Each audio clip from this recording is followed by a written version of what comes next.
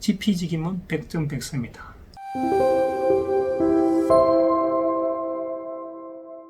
안녕하십니까, 장성규입니다. 알아두면 덕분은 장 변호사의 쉬운 법률 이야기입니다. 세상 살다 보면 좀 당황스러울 때가 간혹 있지 않습니까? 어떤 때가 가장 당황스러울까요? 뭐 여러 개 있겠습니다만 한 가지 꼽아보라면 경찰서에서 전화 한 통 받았을 때 당황스러운 경우가 있지 않을까요?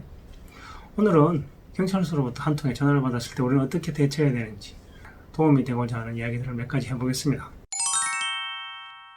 경찰이 여러분들에게 전화를 하는 이유는 상당히 다양합니다. 그냥 단순히 물어보려고 하는 경우도 있고, 고소장이나 고발장이 접수되어서 전화하는 경우도 있고, 또 뭐 수사와 관련해서 도움을 받기 위해서 참고인 자격으로 부르는 경우도 간혹 있습니다. 뭐 다양합니다만, 그렇지만 처음에는 어떤 이유로 전화하는지를 정확하게 모르고 전화를 받는 경우가 있거든요. 또 간혹 가다가 요즘은 보이스피싱, 소위 속칭 보이스피싱 때문에 전화를 받으신 분들이 보이스피싱 아니냐고 전화를 끊어버리는 경우도 있는데, 경찰 이야기를 잠깐 잘 들어보시고 판단하는 게 맞지 않나 싶기도 하고요. 또 제 사례자 경우에는 전화를 받긴 받았는데 어디에서 전화를 받았는지를 몰라요.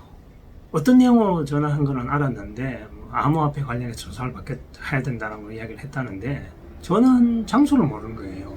일산이라고 들었는데 일산 서분지, 동분지, 어느 경찰서 정확히 모르는 상태에서 상담을 오셔가지고 담당자가 누군지, 하필이면 그때 그 전화번호로 전화를 했을 때 계속적으로 전화를 받지 않았어요. 알고 보니까 뭐 비번이어서 전화가 안 받았던 경우가 있고, 또 출장을 나가서 안 받았는데, 어쨌든 어디에서 전화 온 자체를 몰라서 간혹 힘든 경우도 있죠. 근데 여러분들은 전화를 받자마자 경찰관이 몇 마디만 하면 무슨 일로 전화한 것 같다는 생각이 머리에 당장 스쳐가면 다행이지만 그렇지 않은 경우도 있습니다. 왜냐하면 나도 모르게 명의가 도용되었다거나 또 오래전에 벌어진 일이어서 신경 쓰지 않아서 기억이 별로 없다거나 등등의 사유로 잘 모를 수 있습니다. 그렇지만 그런 경우에 여러분들이 제일 중요한 것은 무슨 일로 전화했는지는 분명히 확인해야 됩니다. 근데 과연 우리가 그 전화한 경찰관이 무슨 일로 전화했는지 물었을 때 반대로 경찰관 입장에서도 사건의 실체를 알고 싶은 마음이 있기 때문에 여러 가지 물어볼 수 있습니다. 그런데 그런 경우에 여러분들 주의해야 될 거는 주저리 이야기하시면 안 됩니다. 수사기관의 입장도 이해는 되지만 우리 입장, 전화를 받는 입장에서는 사실이라도, 내가 알고 있는 사실이라도 당혹스러워서 순간적으로 혀가 꼬일 수도 있습니다. 혀가 꼬여서 사실과 다른 말이 나갈 수도 있어요. 실제 이런 어떤 주부님은 전화를 받았는데 사실과 다른 이야기를 계속 주저리 한 거예요. 나중에 저랑 입회 동행을 했죠. 전화 통화할 때는 왜 다른 전화를 이야기했는데 이제 와서 다른 이야기를 하느냐 이렇고 추궁과 또 그것 때문에 그걸 해명하느라고 좀 시간을 보낸 경우가 있었거든요. 무슨 일로 전화한 건 하긴 하지만 상황 설명을 하려고 주저리 이야기하지는 않는 것이 좋다. 그 다음에 또 두 번째 하나는 어떤 일인지는 알 수 있어요. 뭐 쉬운 일, 사기, 뭐 횡령, 배임, 뭐 등등 있죠. 그런데 이제 과연 그럼 나한테 전화 온 내 신분이 뭐냐 이거지. 여러분들은 피의자, 참고인 정도는 알 거예요. 피의자는 수사의 대상자예요. 참고인은 수사상 필요한 일을 물어보기 위해서 법정에서 이야기한다면 뭐 정인의 역할을 하는 그런 사람들이 참고인이죠. 그런 자격, 어떤 자격? 내가 피의자냐? 아니면 참고인이냐? 그 정도? 나의 처지가 어떤 정도는 알고 있는 것이 좋을 것 같아서 그거 정도는 물어봐야 되지 않느냐. 그 다음에 또 하나는 대부분의 경찰분들은 전화를 할 때 자기 스케줄대로 움직입니다. 자기 스케줄대로. 자기가 필요한 시간이 남기 때문에 약속을 잡기 위해서 전화하는 경우가 상당히 많아요. 어떤 경우는 심지어는 내가 오늘 저녁에 당직이니까 지금 시간이 되면 지금 오시라. 지금 당장 오셔서 오시라. 경찰관 입장에서는 그렇게 하지만 우리 입장에서는 그렇지 않잖아요. 자기 스케줄도 있고 뭐 대응하지 못하고 나갈 수도 있으니까 그런 경우를 대비해서 적답을 안 하는 게 좋습니다. 왜냐하면 본인 스케줄 확인 안 하고 당황스러우니까 그냥 전화 받아서 네, 알겠습니다. 예. 근데 끊고 나면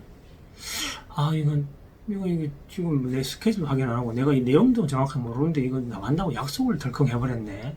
그렇게 후회하시는 분들이 상당히 많아요. 그 순간적으로 전화 받았을 때 제가 지금 다른 일이 있으니까 그러면 알아보고 전화 드리겠다든지 아니면 약속을 잡더라도 그러면 따로 내가 스케줄 보고 연락을 드리겠다든지 이렇게 했으면 될 것을 털커덩 전화상에서 약속을 해버리니까 나중에 또 약속을 번복해 전화하면 왜 그때 온다고 하시지 않았고 안 왔느냐 뭐 캥기는 거 있느냐 뭐 때문에 못 오느냐 뭐 하면서 또 오해를 받을 수 있으니까 애시당초 처음부터 일정이 있으니 그걸 체크해보고 연락을 드리겠다. 그 다음에 나중에 어디로 누구를 찾아가면 되는지를 물어두시면 되죠.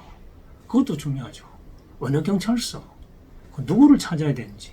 요즘은 경찰관 분들이 많이 친절하셔가지고 문자를 보내주시게 돼요. 문자도 보내주고 어떤 일로 전화했다.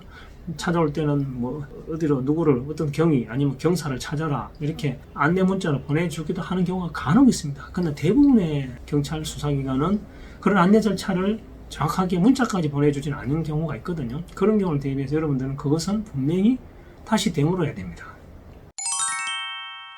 그래서 여러분들은 무슨 일로 전화하셨는지, 내가 어떤 자격인지, 그럼 나중에 어디로 누구에게 연락하는 데인지 세 가지 정도를 파악하고 난 뒤에 그 다음에 해야 할 일이 있죠. 그럼 경찰이 전화한 이유를 우리가 알았잖아요. 그럼 거기에 대한 사실관계, 내용은 내가 알 수도 있고 모르는 일일 수도 있죠. 그럼 그런 부분은 이제 그때 가서 정리해 보는 겁니다.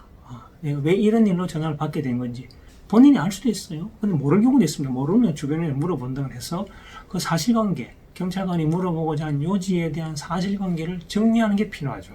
그래야 왜냐면 나중에 뭐 참고인 조사를 받든 피해자 조사를 받든 거기에 대한 적절한 대응과 응답을 할 수 있을 것 아닙니까, 그죠?